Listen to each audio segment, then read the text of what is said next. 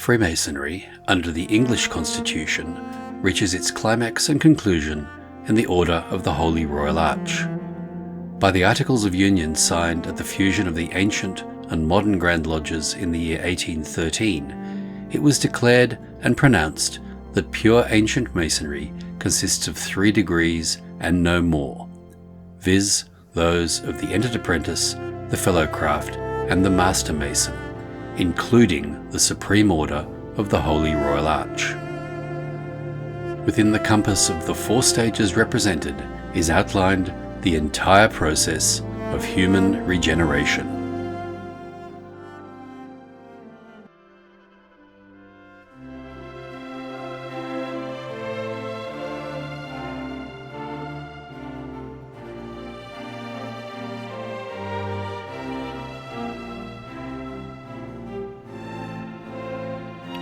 Good evening, and welcome to tonight's presentation from the Quarries, an archive of Masonic lore.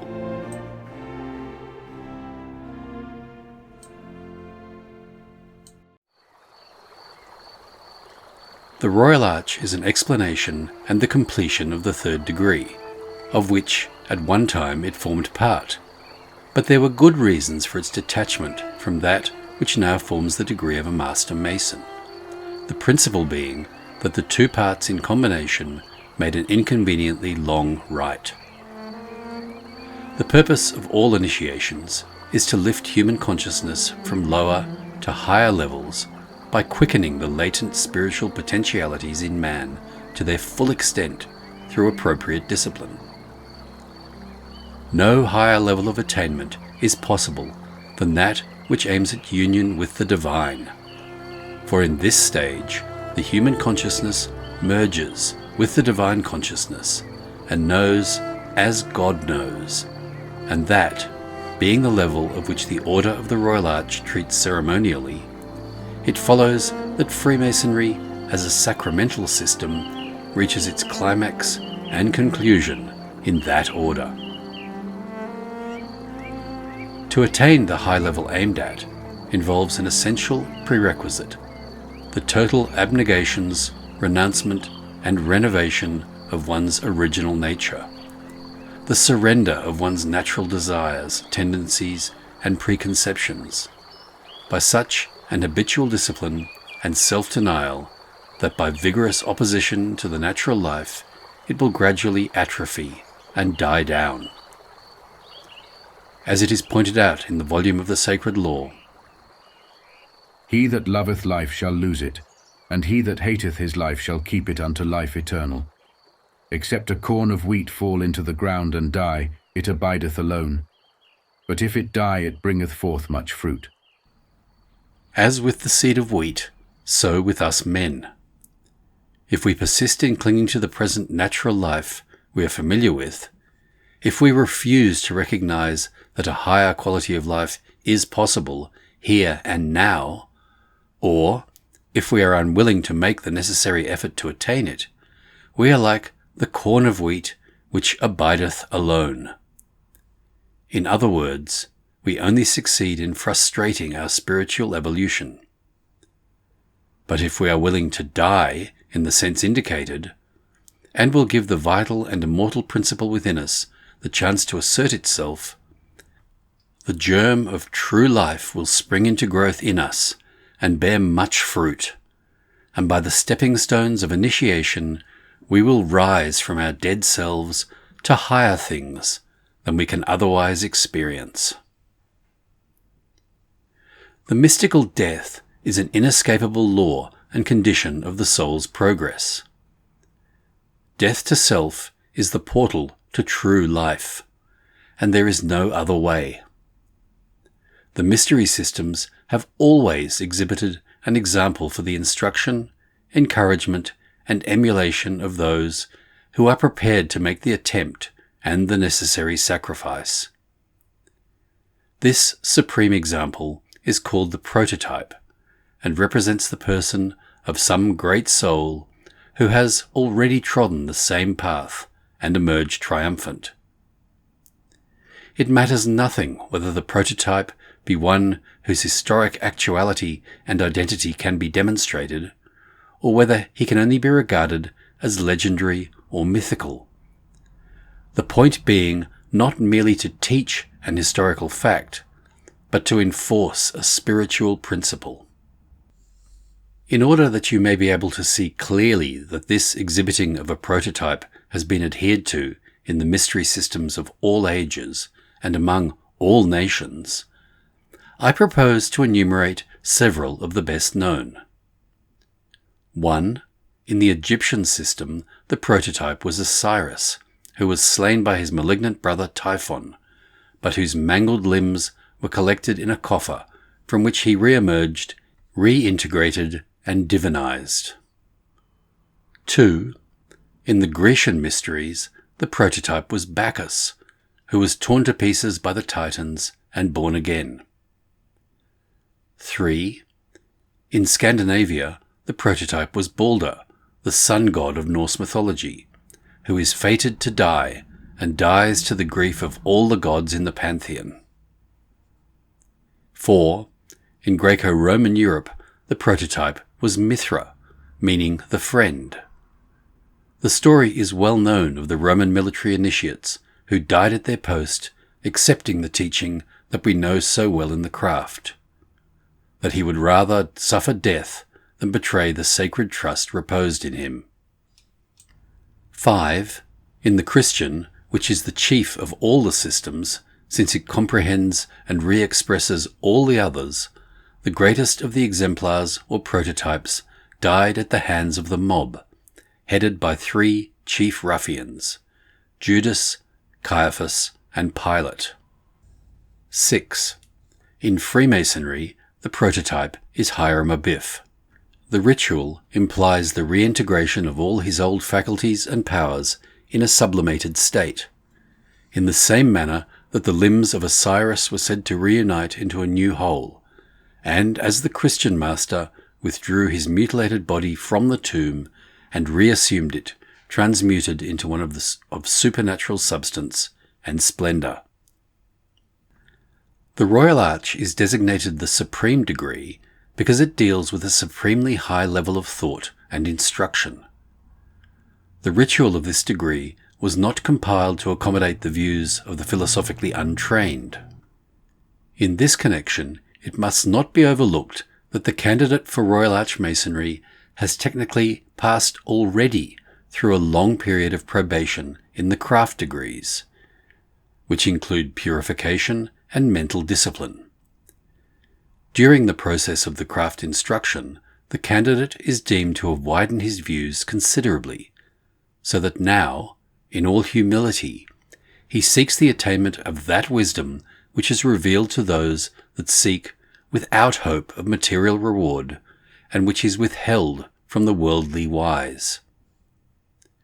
Therefore, in this degree, we must consider the candidate as no longer a weak, sinful puppet of fate, who is ignorant of his own possibilities and blind to his place in evolution, but as a man who has taken his destiny in his own hands, has grasped the mighty scheme of the universe, and understands that this earth, the planet in this instance, is an evolved theatre on whose stage he shall work out his evolution according to mathematical laws. The candidate for Royal Arch Masonry now comprehends something of the promise made to him in the beginning. Ye shall be as gods, knowing good and evil. Genesis chapter 3, verse 5. He now deliberately plucks the golden apples that grow high up on the tree of knowledge, and is determined to eat them, no longer at the suggestion of the serpent, symbol of the natural senses, for he has reaped the bitter experience of disobedience to divine guidance, and can no longer be seduced by the senses, but at the direction of the Lord God who planted the tree in the midst of the garden. This experience has resulted in a rearrangement in the physical organization of the candidate, and, as a result of the light from above, has descended into the candidate, whereas before it shone only, as it were, in the heavens, illuming the dormer window of his natural intelligence.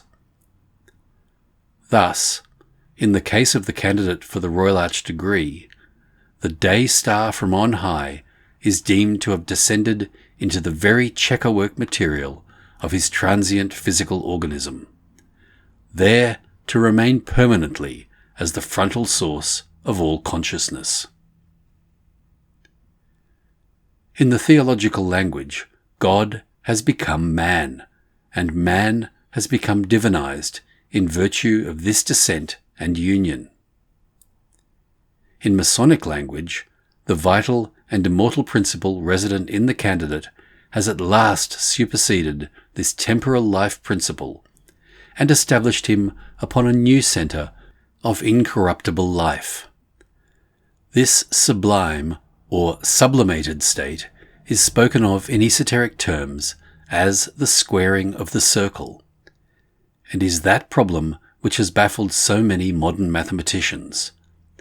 For it is not a problem in mathematics, but is an occult expression signifying that deity, symbolized by the all-containing circle, has attained form and expression in a square or human soul. In the terms of the Christian theology, this is the climax, the mystery of incarnation accomplished within the personal soul. This work is what Plato referred to when he wrote, "God geometrizes."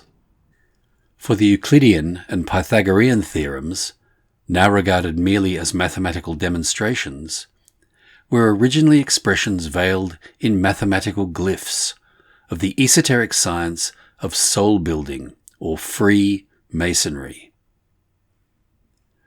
The spirit in man, in its triple aspect, represents the three high attributes of the spirit, which are holiness, royal supremacy, and functional power. And it is these three that are referred to in the title of the order, which is composed of three words: holy, royal, arch. The psychical nature, which is known as the unitary human ego, is also threefold in aspect. And these three aspects are an incarnated or physicalized reflex of the spirit, which is unincarnated and overshadowing. For this reason, the three aspects of the psychical nature are designated sojourners, because they are but transient, consociated pilgrims or wayfarers upon the plane of impermanency, in contrast with the enduring life of the deathless spirit, whose projection they are upon this lower world. The three aspects into which human personality is distributed are 1. A passive negative subconscious, 2. An active positive intelligence, and 3. A coordinating principle which is central and links the other two together. These three combined constitute man's unitary individuality, and may perhaps be easier explained as 1. Subconsciousness with its passive intuitional capacity, 2. Practical intelligence with its active and connecting powers of thought and understanding, and 3. The ego with its central and directive power of will, which is the principal of the three. You will now be better able to appreciate how Freemasonry is illustrated by symbols. For the symbol of a Royal Arch chapter is a hieroglyphical figure, which is not understood by the lay mind. Thus, the system adheres to signs and symbols, and the theoretic work is by oral transmission by means of the ritual, combined with ceremonial not committed to writing. By this means, perpetuated in modern Freemasonry, the true doctrine has been preserved, and this is known as the secret doctrine or secret tradition, or by the generic title Signs and Symbols of Primordial Man. The word primordial does not, of course, mean primitive, but means existing from the beginning, or, as we express it in Freemasonry, from time immemorial. This is the universal sign language which has existed in all ages and among all nations, and which, in Masonic language, had its origin in the East, the spiritual world, and thence spread its benign influence to the West, the material world. The method is technically named ideographic, which means the representation of idea by means of figures or symbols, which, to the uninitiated, are veiled in allegory. In order to give you an example of the cryptic axioms used in the teachings of the schools of initiation, I will quote from the Pythagorean system the axiom, "Every monad is the parent of a triad." This, when is used in connection with divine natures or the spiritual, that is, the spirit in man, express the same idea of the triple aspect as we have been discussing. This expressed the state of being, or to be, and in modern times this has been philosophically expressed in the famous proposition of the German philosopher Hegel, who framed the metaphysical proposition that the essential ingredients of a given truth are three in number, which are first resolvable into thought and classified as 1. Thesis, the proposition containing the truth affirmed; 2. Antithesis, the expression of a contrast to the truth affirmed; and 3. Synthesis, the operation by which the contrasts are united. Thought is then resolved into the unity of the logical moments of 1. Simple apprehension; 2. Judgment; and 3. Reason, which are three purely spiritual acts, and this process Hegel defines as the process of the spirit. In simple language, this is the philosophical explanation of the religious dogma of the Trinity, or the Three in One. In ordinary language, it means that to be is a spiritual unity which is threefold in composition when submitted to intellectual analysis. This doctrine of the Trinity, or Three in One, forms part of the teaching of all religions, whether taught openly or concealed, and in all cases it refers to the three aspects of deity in manifestation, and to those three aspects of deity reflected in man.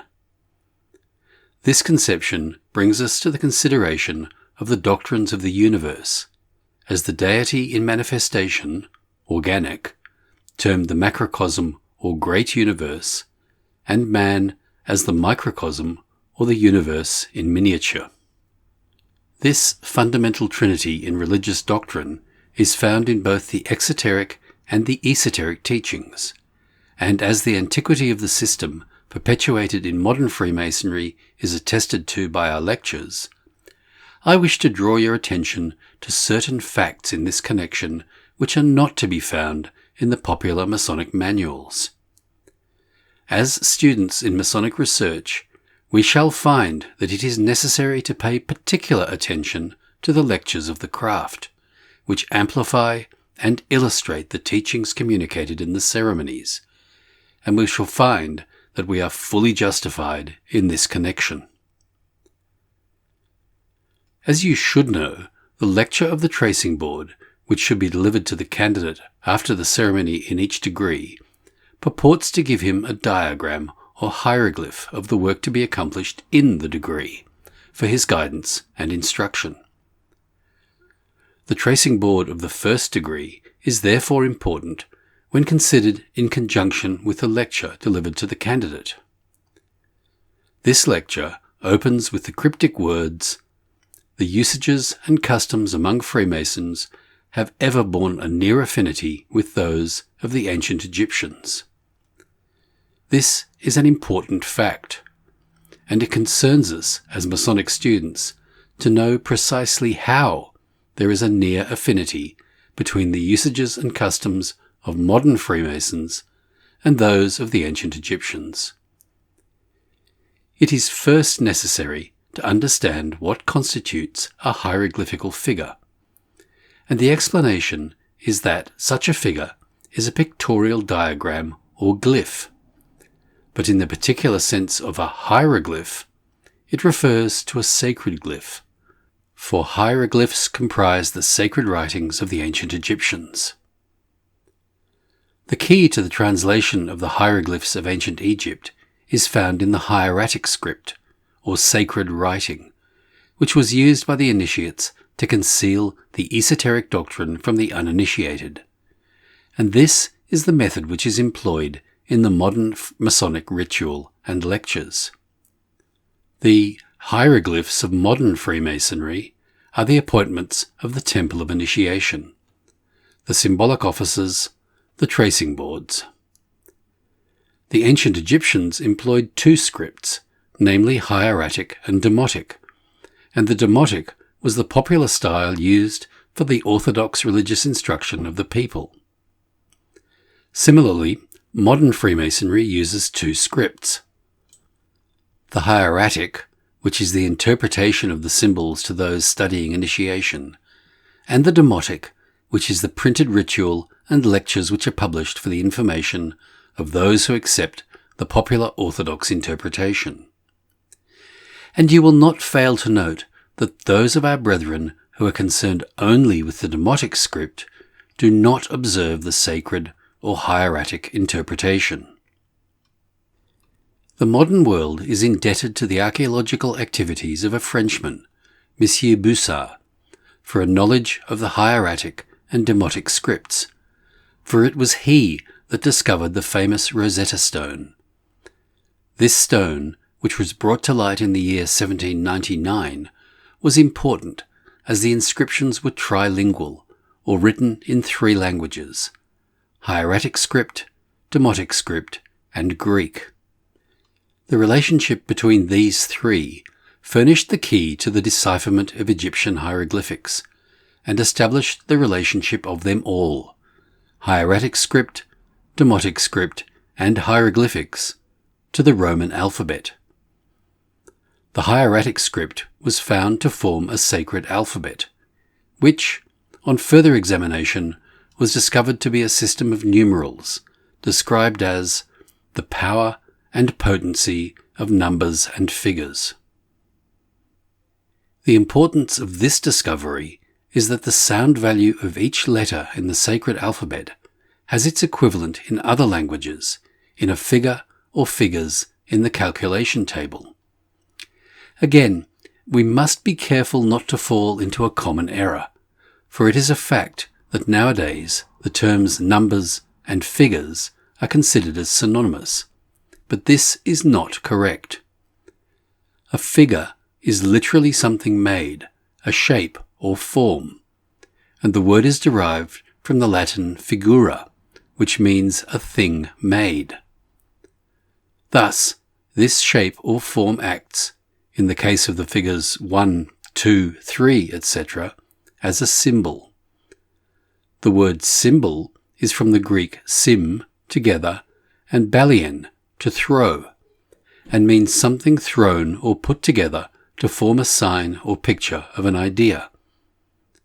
This is important, as Freemasonry is illustrated by symbols.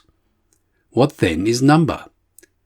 Here again, we return to the usages and customs of the ancient Egyptians. The root of the word number in Egyptian being nem. This word nem, translated, means that unification or wholeness which includes all distinguishments from itself as a solution, and from which all spring in rhythmic progression.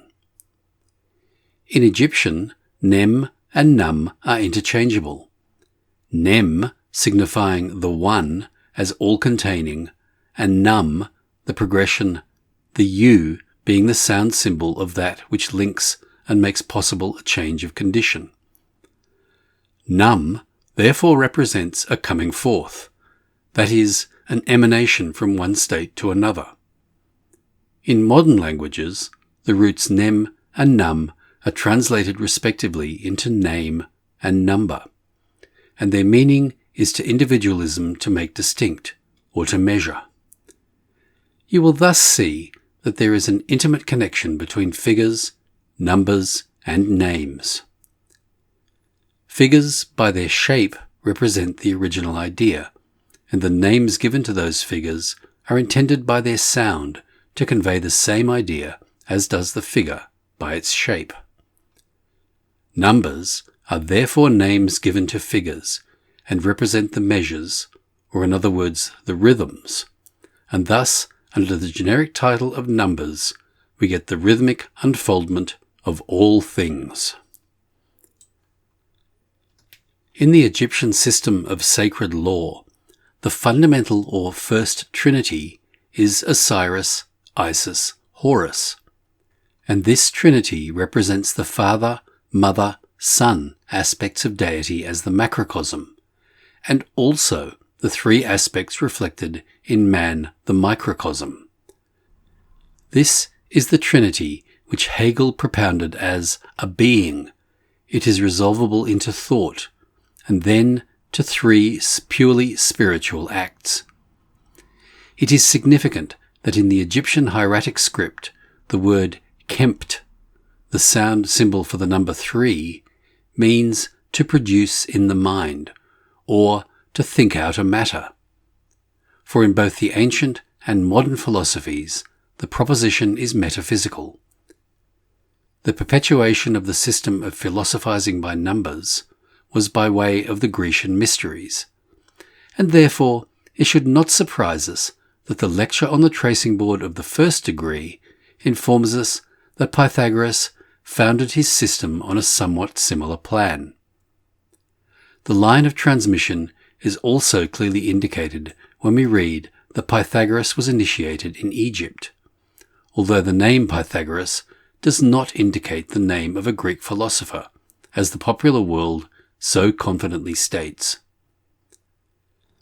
The Pythagorean system of philosophy is described as a kind of arithmetical mysticism, the leading thought of which is that law, order, and agreement obtain in the affairs of nature, and that those relations are capable of being expressed in number and measure. This could be equally applied to modern Freemasonry.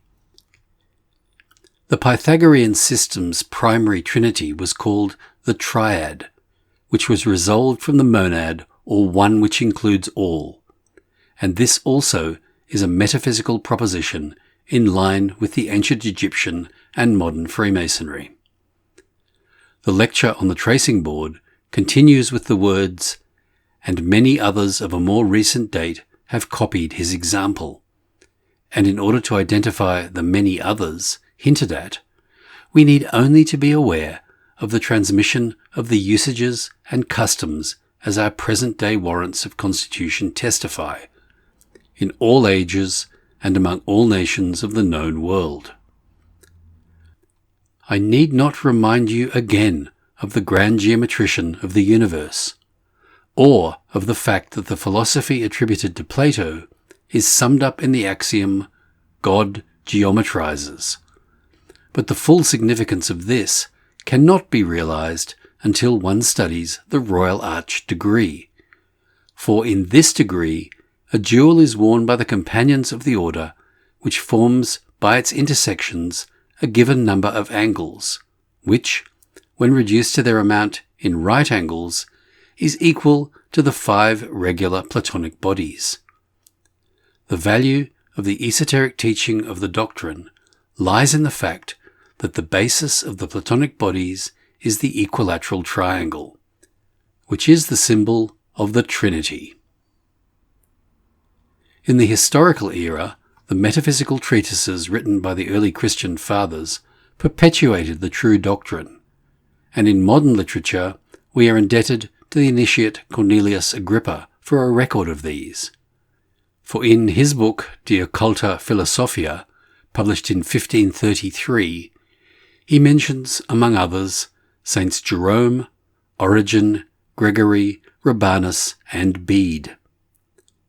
Finally, the Hebrew philosophers of the Middle Ages possessed the true doctrine in the Kabala. The Hebrew word Kabala means that which is received, and the doctrine is known as the secret tradition in Israel. It claims to have been transmitted orally from the time that Moses received the true wisdom, by its being divinely imparted to him. In connection with modern Freemasonry, it is significant that both Royal Arch Freemasonry and the Kabbalah date the true wisdom from Moses, who, in the Royal Arch degree, is referred to as our Grand Master Moses. The doctrine of the Kabbalah teaches that there exists an exact proportion between ideas and words, and that words are the first forms and articulate realizations of ideas.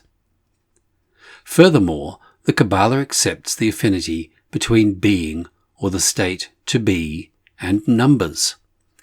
It recognizes a primary trinity and teaches that 3 is the root of all things, because form represents unity, the matter the duad, and these together with the will, the bond between them, result in a triad.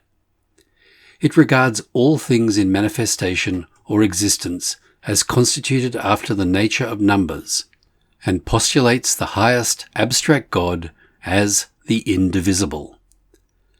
I trust that I have made it quite clear that there is a near affinity between the different branches of the ancient wisdom, which our lecture describes as ancient Egyptians, Pythagorean, and many others of a more recent date.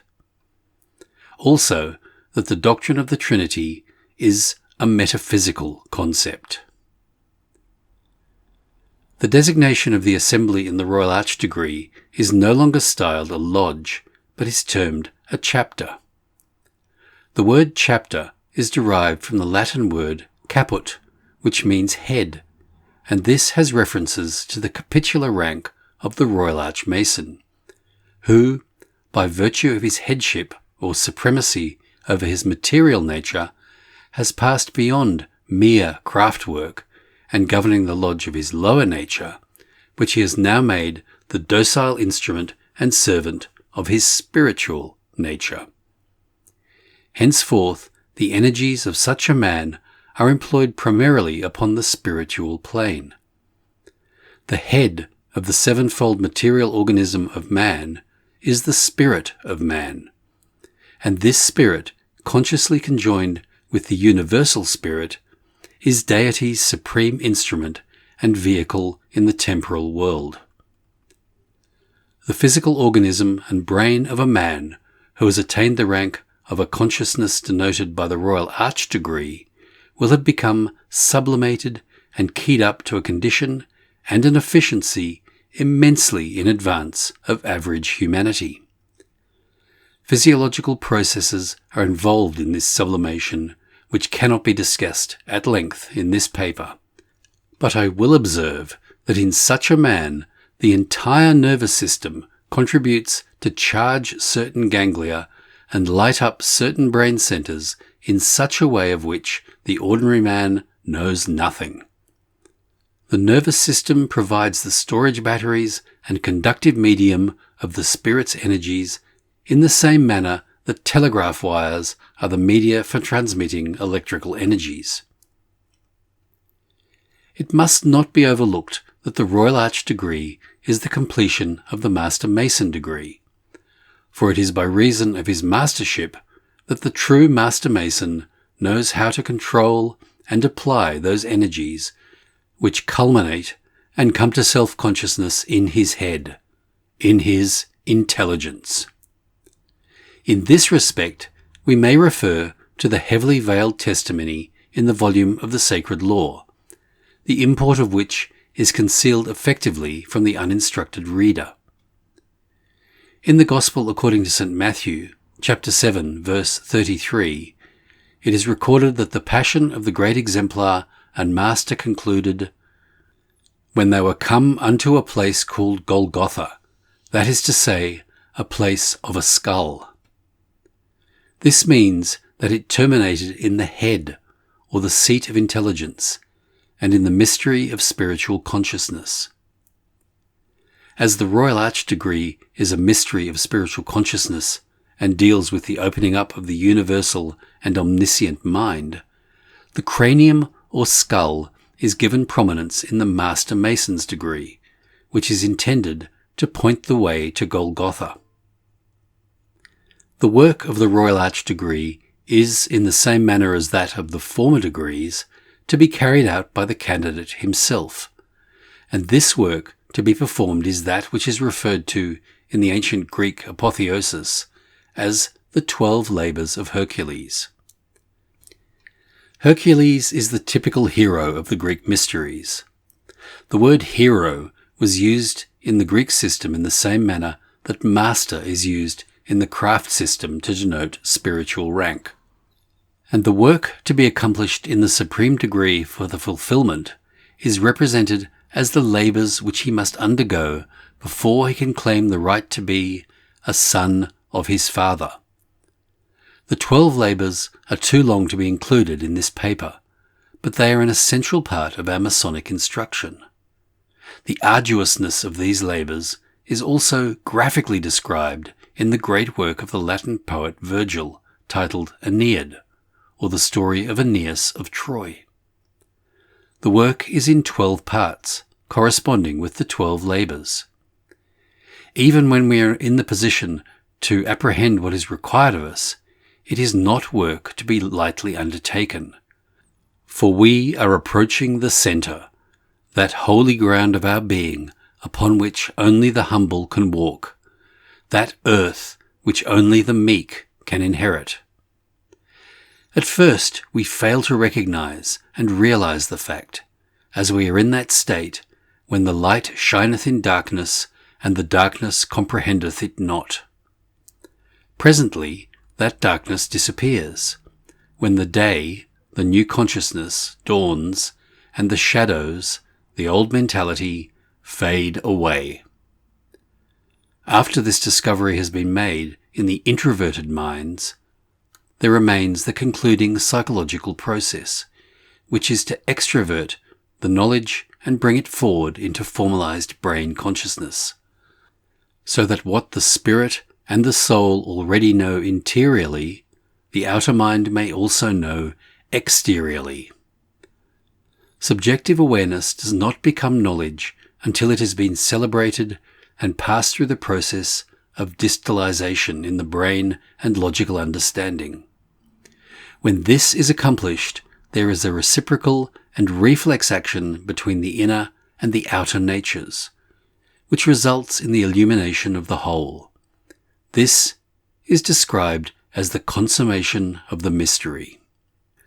The condition attained by the illuminated candidate in the Royal Arch degree is the equivalent of what in Christian theology is known as beatific vision, and in the East as samadhi. It is also spoken of and written about as universal or cosmic consciousness, since the candidate is deemed to have transcended all sense of personal individualization, time, and space, and is co-conscious with all that is. With this symbolic attainment of the beatific vision, the effective part of the Royal Arch ceremony as an initiatory rite concludes, and the candidate is presumed to have been exalted to that state when he is consciously in sympathy and identity of feeling with all that lives and feels. In virtue of that universal charity and limitless love, which is the outcome of perceiving the unity of all in the being of deity. The candidate sees too that there is a universe within as well as without him. He realizes that the earth, the heavens, and all their contents are externalizations, projected images of corresponding realities present within himself. He understands that he himself is the measure of the universe. He, as the microcosm, sums up and contains all that is manifested to his temporal intelligence as the vast, special universe around him. Thus, he realizes that man, as the perfected head of creation, sums up in himself all the lower forms of life through which his organism has passed to attain that perfection. The 12 labours of Hercules have a correspondence with the 12 tribes of Israel, which in turn are figures of their prototypes, the 12 zodiacal sections of the heavens, which could not exist or be discernible to the outward eye were they not also the phenomenalized aspect of a reality cognizable by the inward eye. The meaning of the word Israel is ruling with God, and those who are gathered beneath these emblems are not intended to represent the tribes of a terrestrial nation, but they are the tribes of God, the heavenly hierarchies that constitute an archetypal canopy, or holy royal arch, above the visible creation, and that mediate to the visible creation the effluences of that all-embracing triune spirit of power, wisdom, and love in which the entire composite structure lives, moves, and has its being. The volume of the sacred law is the sacramental token of that living word by whom all things were made, are still being made, and whose life is the light of men. The candidate who has recovered that lost word in the sense of regaining vital organic integration into it, and who, therefore, is one with life and light, is thus able to verify his old creation story in its personal application to himself. He stands in the presence of his own earth, the dense matrix out of which his finer being has emerged, and of his heavens, or ethereal body of substantialized radiance, which now covers him with light as with a garment. He is now able to discern that it was himself who at first was without form and void, and in virtue of that fiat lux has at last become transformed from chaos into a form now perfect and lucid, as to become a co-conscious vehicle of divine wisdom itself. The Royal Arch ceremony is an allegorical exposition of the spiritual process regenerating within the candidate himself under the urge of the inward Lord. It is the candidate himself who discovers amongst the rubble of his old self the plans and materials for the new structure. As you have seen, the degree deals with a supreme human experience, which none can fully appreciate without undergoing it. It is the greatest and most momentous rite in Masonry, and no brother who studies it comprehendingly and in its sacramental significance can withhold admiration either for the profound knowledge and insight of the initiate who conceived it, or for the skill with which he compiled it and cast his knowledge into dramatic expression. The craftwork is unfinished without the attainment foreshadowed in the Royal Arch, but that, in turn, is impossible without the discipline of the preliminary labours. Contrary to the orthodox religious doctrines which teach that advancement is the purpose of the life hereafter, Freemasonry teaches that the possession of a material organism is a necessary factor in advancing the evolution of the human spirit. Freemasonry teaches that the human organism is the vessel, the crucible, in which our base metal has to be transmuted into gold. The human organism is the fulcrum furnishing the resistance requisite for the spirit's energizing into unfoldment and self-consciousness. Physical death is therefore not an advancement, but an interference with the work of regeneration. Thus, in the Royal Arch, the candidate is symbolically taught how each separate part and faculty of his nature, or as it were the zodiacal divisions of his own microcosm, contributes its purified essence to form a new organism, a new heaven and a new earth, and how these essences, like 12 diversified tribes, assemble and coalesce and become fused into a unity or a new whole, forming a city that is compact together. It is this city, this blessed condition, which is mystically called Jerusalem.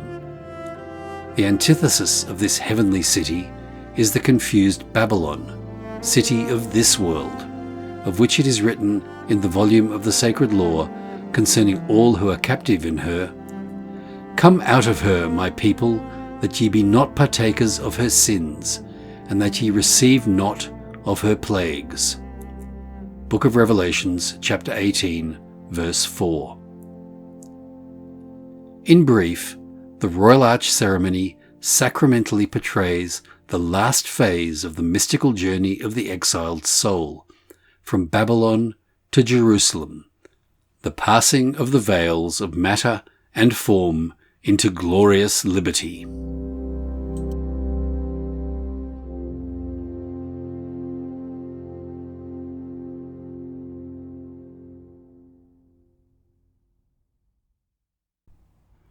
For a deep dive into the history, philosophy, and traditions of Freemasonry, subscribe to From the Quarries. You will find hundreds of lectures, presentations, shorts, and other Masonic works written by Freemasons for Freemasons. Visit FromTheQuarries.com or YouTube at From the Quarries.